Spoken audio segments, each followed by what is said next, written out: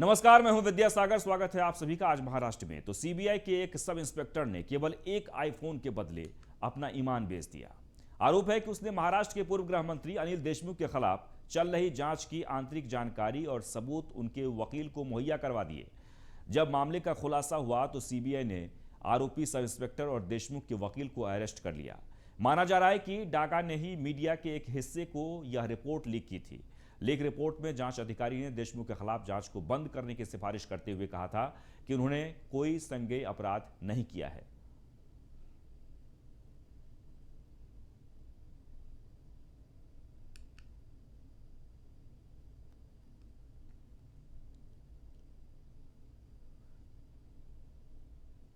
आगे बढ़ते हैं। ओबीसी समाज को राजनीतिक आरक्षण देने के लिए महाराष्ट्र की उद्धव सरकार एम्पिरिकल डेटा तैयार करेगी। शुक्रवार को ही सर्वदलीय बैठक में यह निर्णय लिया गया। बैठक में यह भी मांग की गई कि जब तक ओबीसी राजनीतिक आरक्षण का निर्णय नहीं लिया जाता तब तक राज्य में स्थानीय निकाय के चुनाव नहीं कराए जाएं। यह डेटा राज्य पिछड़ा वर्ग आयोग तैयार करेगा। इस मामले को लेकर शुक्रवार को सरकारी अतिथि गृह सहाद्री में सर्वदलीय बैठक हुई। मुख्यमंत्री उद्धव ठाकरे के नेतृत्व में हुई बैठक में ठाकरे सरकार के कैबिनेट मंत्रियों के अलावा राज्य के सभी दलों के प्रतिनिधि शामिल हुए। बैठक के बाद बीजेपी नेता देवेंद्र फडणवीस ने कहा कि हमने मांग की है कि ओबीसी समाज को जब तक राजनीतिक आरक्षण नहीं दिया जाता तब तक स्थानीय निकाय संस्थाओं के चुनाव न कराए जाएं।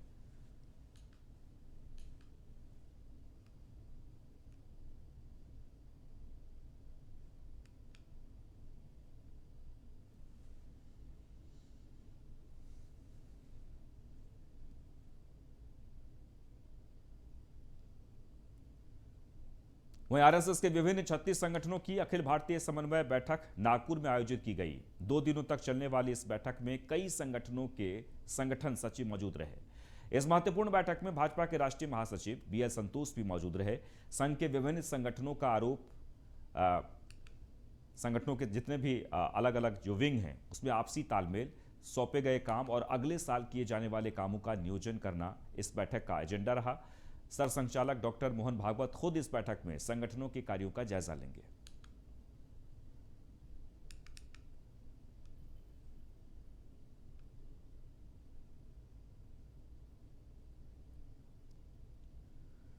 वहीं नवी मुंबई की भाजपा विधायक मंदा म्हात्रे ने अपनी पार्टी पर आरोप लगाए हैं। उन्होंने एक सार्वजनिक कार्यक्रम में कहा कि भाजपा में महिलाओं का सम्मान नहीं होता है।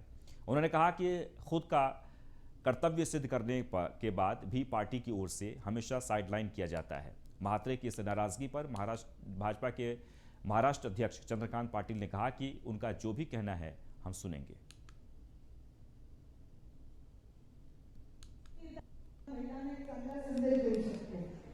आज आपण विचारलं की काम करण्याची ऊर्जा ही सर्व ऊर्जा इतकी जनता इतकं नागरिक जे माझ्या भूमिकेवर प्रेरित करतात, पण कधी कधी काय होतं आपल्याच घरातली माणसं म्हणजे आपल्याच पक्षातली माणसं एखादी स्त्री चांगलं काम करायला लागली तर मग त्यांना भीती निर्माण होते।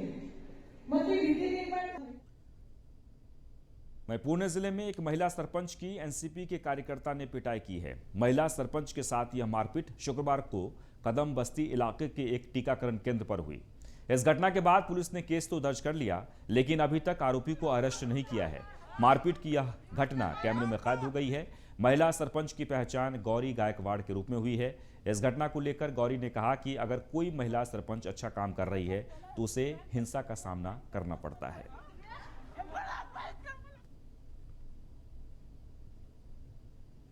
गांव में वैक्सीन होना चाहिए, गांव में सब लोगों को वैक्सीन होता है क्या ना, ये देखना मेरी जिम्मेदारी है। आज मैं देखने गई तो एक सरपंच के हिसाब से मुझ पे हमला हुआ। आज शासन बोलता है कि वैक्सीन हर गांव में होना चाहिए और गांव में मैं जन जागृति करके लोगों को वैक्सीन होना चाहिए इसलिए बाहर निकाल रही हूँ। और इस जगह पर राष्ट्रवादी का कार्यकर्ता आता है और एक सरपंच महिला को मारता है, ये कहाँ का न्याय। आज मैं यहाँ के आमदार, खासदार सबसे पूछना चाहती हूँ, एक सरपंच महिला पे इतना अन्याय क्यों? आप कहाँ गए? आज गुनहगार बाहर निकला 24 घंटे में और मैं हॉस्पिटल में अभी तक हूँ। मुंबई शहर के नायर अस्पताल को बने आज पूरे 100 साल हो गए हैं। इस मौके पर मुख्यमंत्री उद्धव ठाकरे की मौजूदगी में नायर अस्पताल का शताब्दी कार्यक्रम आयोजित किया गया। हालांकि इस कार्यक्रम में देखा गया कि मंच पर सामाजिक दूरी को भुला दिया गया। मंच पर मंत्री, प्रशासन के अधिकारी और महापौर किशोरी पेडनेकर समेत 20 लोग एक साथ मौजूद थे। इसलिए लोगों से बार बार कोरोना नियमों का पालन करने की अपील करने वाले मुख्यमंत्री के कार्यक्रम में सामाजिक भेदभाव को भुला दिया गया। इस मौके पर उद्धव ठाकरे ने कहा कि इस प्लेटफॉर्म पर हमारी अपनी भीड़ ज्यादा है, यानी राजनेता और डॉक्टर कम। मंदिर बंद हैं तो भगवान कहाँ हैं, लेकिन भगवान बिना प्रार्थना के स्थान पर रहकर डॉक्टर के रूप में है। आभार प्रकट करतो। माननीय सभागृह नेता श्रीमती विशाखा राऊत, माननीय अध्यक्ष श्री यशवंतरावजी जाधव, माननीय विरोधी पक्ष नेता श्री रवि राजा, माननीय आमदार तथा सपा नेता श्री आणि पहावा विठ्ठल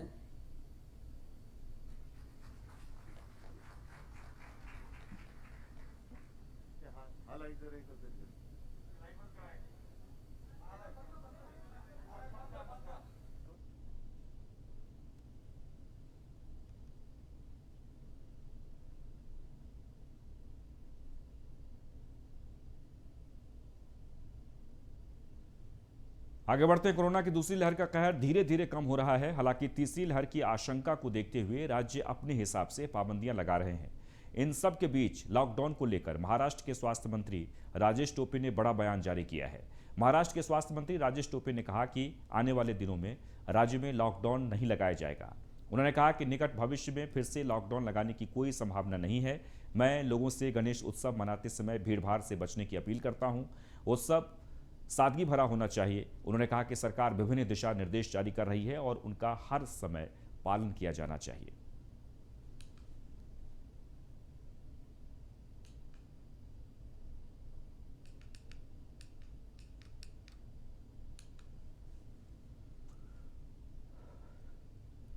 वह मुंबई के गार्डियन मंत्री असलम शेख ने हिदायत देते हुए लोगों से कहा कि मार्केट और सार्वजनिक जगहों पर भीड़ न करें। लोग कोविड नियमों का पालन करें, नहीं तो सरकार को मजबूरन कड़े कदम उठाने पड़ेंगे।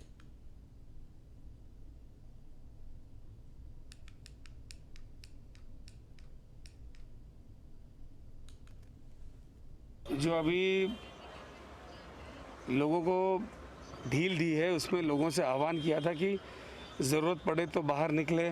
त्योहारों को भी मनाते समय जो है वो मास्क जो है यूज़ करें और बाकी की जो है जो गाइडलाइंस दी है उस तरीके की उसकी अमल बजावनी करें। अगर उन्होंने ऐसा नहीं किया और गर्दी हर जगह अगर जमने लगी तो फिर सरकार को फिर एक बार जो है सोचना पड़ेगा, क्योंकि हम नहीं चाहते कि मुंबई में आज जिस तरीके से सुधार आया आगे चल के फिर जो है केसेस आए। 2 दिन पहले भी आज मुंबई शहर के अंदर 500 केस से ऊपर चले आए। अगर इसी तरीके से केसेस बढ़े तो हमें आगे जो है वो कड़क पावल उछलने पड़ेंगे। जो अभी महाराष्ट्र का गणेश उत्सव पूरी दुनिया में मशहूर है। इस बार कोरोना संक्रमण को देखते हुए संकट के बादल मंडरा रहे हैं, लेकिन सरकार ने इसके लिए गाइडलाइंस जारी कर दी है। लेकिन फिर भी लोग इस गाइडलाइंस को फॉलो करते हुए नजर नहीं आ रहे हैं। कुछ ही दिनों में गणेश उत्सव आ गया है और उसी के चलते हुए मुंबई का ये कॉर्पोरेट मार्केट है, जहां पे आप देख सकते हो कि किस प्रकार की खरीदी के लिए, गणेश उत्सव की खरीदी के लिए किस प्रकार की भीड़ लोगों की जम चुकी है। क्योंकि आने वाले फ्राइडे को गणेश उत्सव होने वाला है और उसके चलते हुए ये सभी नागरिक अपने गणेश उत्सव की तैयारी के लिए, खरीदी के लिए आए हुए हैं। लेकिन जिस प्रकार से राज्य में दिन ब दिन कोरोना के पेशेंट बढ़ रहे हैं और उसके बावजूद राज्य सरकार ने भी उन्हें कहा है कि अगर दिन बे दिन अगर पेशेंट बढ़ते ही जाएंगे तो हमको फिर से कड़क निर्बंध लगाना पड़ेगा। क्योंकि जिस प्रकार से कोरोना की तीसरी लहर सामने देखते हुए प्रशासन तैयारी कर रहा है, उसी के वजह से लोगों को चेतावनी दी जा रही है कि अगर आप नियमों का पालन नहीं करोगे तो आपको फिर से राज्य सरकार कड़क नियम लगा सकती है। इस प्रकार का बयान उप मुख्यमंत्री अजित दादा पवार इन्होंने कुछ ही दिन पहले दिया था। और उसके बावजूद ये भीड़ जो आप देख सक रहे हो कि ये है कॉर्पोरेट मैदान की, जिस प्रकार के दूर दूर तक लाइन लोगों की भीड़ जमा हुई है। फिर भी कुछ लोग बिना मास्क के इसमें घूम रहे हैं और कुछ लोग मास्क लगा के घूम रहे हैं। लेकिन जिस प्रकार की दिन बे दिन ये सब कुछ लोगों को राज्य सरकार चेतावनी दे रही है, उसके बावजूद भी जिस प्रकार की ये भीड़ देख रही है कि कोरोना का ये नागरिकों को कोई गंभीर है या नहीं है। ऐसे ही इसमें से दिखाई दिया जा रहा है, क्योंकि दिन ब दिन राज्य में अभी कोरोना के पेशेंट बढ़ रहे हैं।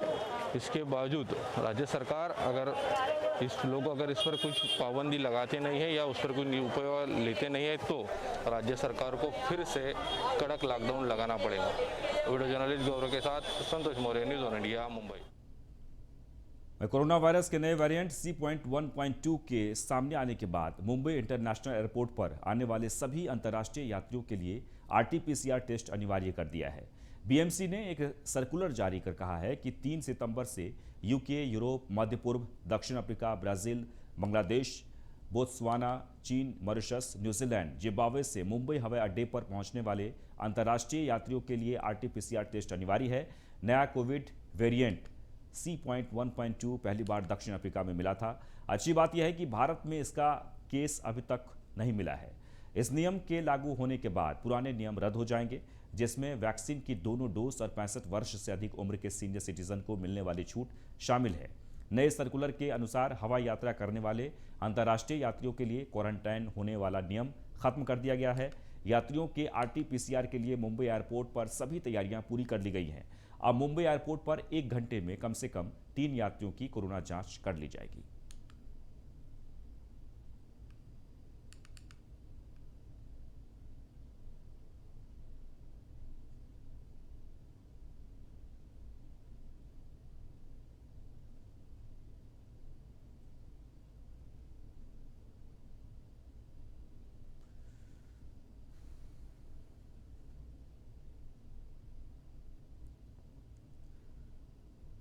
आगे बढ़ते हैं। बृहन मुंबई महानगर पालिका के प्रयास के बाद मुंबई देश का पहला ऐसा जिला बन गया है जहां 1 करोड़ से ज्यादा लोगों का वैक्सीनेशन शुरू हुआ। कोविन पोर्टल और अपलोड किए आंकड़ों के अनुसार शुक्रवार तक यहां 1,63,497 लोगों को कोरोना का टीका लगा है। इसमें से 72,75,134 ऐसे लोग हैं जिन्हें पहली डोज और 27,88,363 ऐसे हैं जिन्हें दोनों डोज लग चुकी है। BMC के मुताबिक अभियान की शुरुआत के बाद 27 अगस्त को सबसे ज्यादा 1,77,017 लोगों का टीकाकरण हुआ है। जिले में 507 जगहों पर टीकाकरण अभियान चलाया जा रहा है। इनमें से 325 सरकारी केंद्र हैं, जबकि 182 केंद्र प्राइवेट अस्पतालों की ओर से चलाए जा रहे हैं।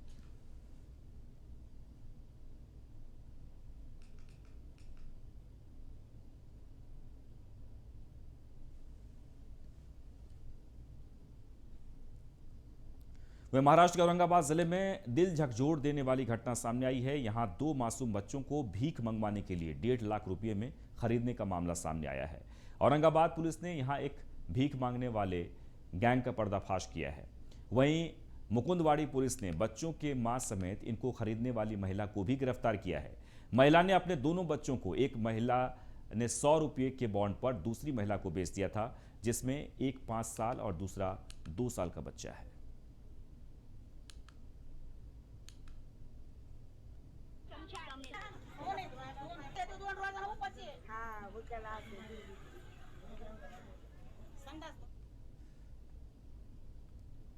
तो भीख मंगवाने वाले गिरोह का पर्दाफाश हुआ है और कई अहम खुलासे हो रहे हैं। छोटे से ब्रेक के लिए यहां रुकेंगे।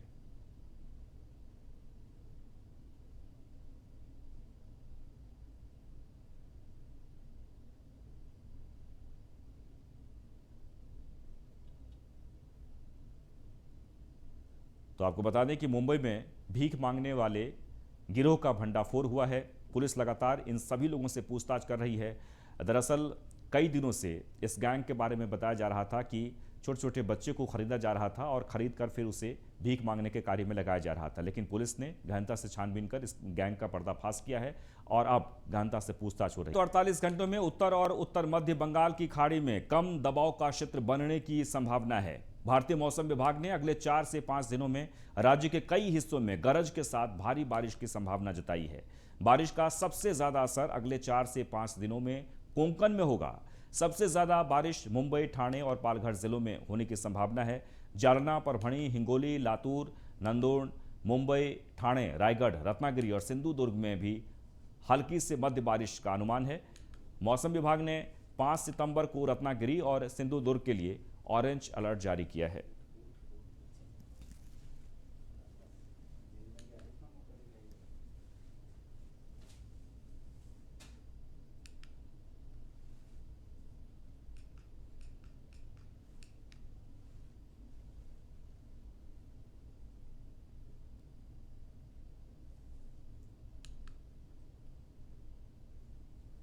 वहीं पालघर जिले के तारापुर MIDC में स्थित एक कपड़ा बनाने वाली फैक्ट्री जखरिया लिमिटेड कंपनी में बॉयलर फटने से एक मजदूर की मौत हो गई है और 4 लोग जख्मी हो गए हैं।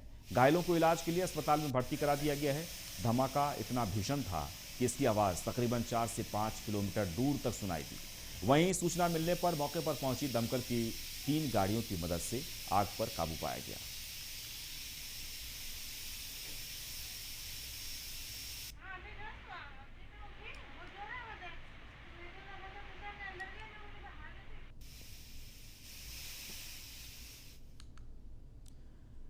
वहीं मुंबई के बोरीवली में एक इमारत की 7वीं मंजिल में शनिवार सुबह भीषण आग लग गई। घटना की सूचना मिलते ही दमकल कर्मी मौके पर पहुंच गए और आग पर काबू पा लिया। हालांकि इस दौरान एक दमकल कर्मी भी जख्मी हो गए, जिसे इलाज के लिए अस्पताल में भर्ती करा दिया गया है। बोरीवली पुलिस स्टेशन से मिली जानकारी के अनुसार आग गजानन सोसाइटी की 7वीं मंजिल पर लगी। आग लगने का कारण अभी स्पष्ट नहीं हुआ है, लेकिन माना जा रहा है कि किचन में गैस लीक की वजह से यह दुर्घटना हुई। आगे पूरी टीम आ गई ऊपर। वह महाराष्ट्र राज्य गृह निर्माण मंत्री जितेंद्र आव्हाड ने भिवंडी में दुकान पर चाय पीने का स्वाद उठाया। भिवंडी में विकास के मुद्दे पर बैठक लेने पहुंचे गृह निर्माण मंत्री जितेंद्र आव्हाड धामनकर नाका परिसर में एक कार्यालय के उद्घाटन में पहुंचे थे। वहां से निकलते वक्त आव्हाड कार्यालय के नीचे स्थित चाय की दुकान पर अपने कार्यकर्ताओं के साथ चाय पीने का आनंद लिया।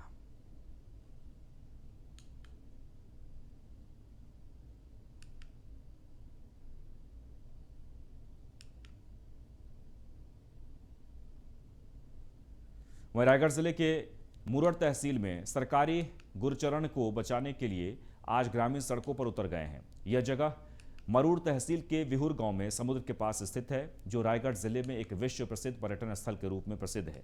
इस जगह को ग्राम पंचायत के साथ साथ ग्रामीणों ने बचाकर सुरक्षित रखा था।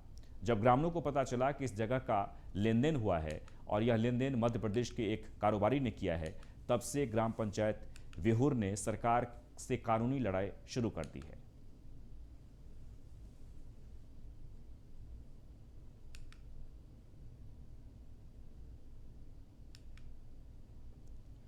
वहीं जावेद अख्तर के बयान के बाद बीजेपी नेता अतुल भातखलकर ने अपनी नाराजगी व्यक्त की है। भातखलकर ने कहा है कि जावेद अख्तर को अपना स्टेटमेंट वापस लेते हुए सभी से माफी मांगनी चाहिए। भाजपा विधायक अतुल भातखलकर ने एक वीडियो जारी कर कहा कि आरएसएस वीएचपी से तालिबान की तुलना करके जावेद अख्तर ने हिंदू भावनाओं को ठेस पहुंचाई है।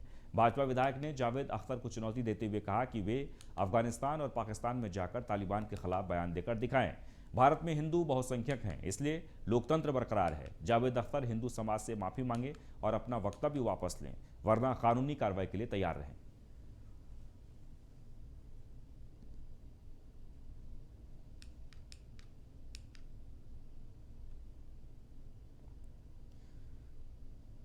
वह मनोरंजन जगत के चमकते सितारे सिद्धार्थ शुक्ला की अचानक मौत ने सभी को सन्न कर दिया है। 40 साल की उम्र में हार्ट अटैक से सिद्धार्थ के निधन पर किसी का भी यकीन कर पाना मुश्किल है। टीवी इंडस्ट्री से लेकर बॉलीवुड के बड़े बड़े सितारों तक उन्हें श्रद्धांजलि अर्पित की है। किसी ने 2 शब्द जाहिर किए तो किसी ने मौन रहकर अपने दुख को जाहिर किया। एक्ट्रेस अनुष्का शर्मा भी सिद्धार्थ शुक्ला के निधन से आहत हुई हैं, पर सिद्धार्थ की मौत के बाद उन पर चली खबरों पर उन्होंने अपना गुस्सा भी दिखाया है। अनुष्का ने स्टैंड अप कॉमेडियन और यूट्यूबर जाकिर खान के पोस्ट को अपनी इंस्टाग्राम स्टोरी पर शेयर कर नाराजगी जताई है।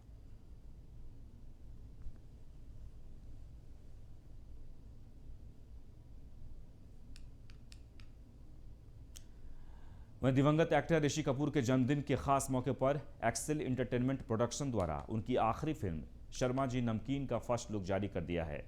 एक्सेल एंटरटेनमेंट ने सोशल मीडिया पर शर्मा जी नमकीन का फर्स्ट लुक शेयर करते हुए लिखा है कि शर्मा जी नमकीन का पोस्टर शेयर करते हुए हमें बेहद गर्व महसूस हो रहा है, जिसमें फिल्म इंडस्ट्री के सबसे प्रसिद्ध अभिनेता में से एक श्रीमान ऋषि कपूर थे।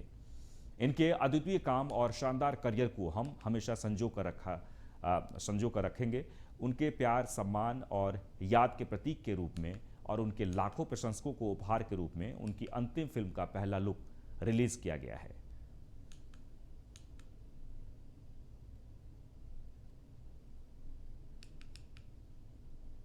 तो आपको बता दें कि दिवंगत ऋषि कपूर के जन्मदिन पर शर्मा जी नमकीन है कि फर्स्ट लुक का आज पोस्टर रिलीज किया गया है और इस मौके पर सभी ने इस पोस्टर को काफ़ी पसंद किया है और सभी ने यही कहा है कि एक प्रसिद्ध अभिनेता के तौर पर ऋषि कपूर को हमेशा याद रखा जाएगा। फिलहाल इस बुलेटिन में इतना ही, लेकिन आप बने रहें न्यूज़ 1 इंडिया के साथ। नमस्कार।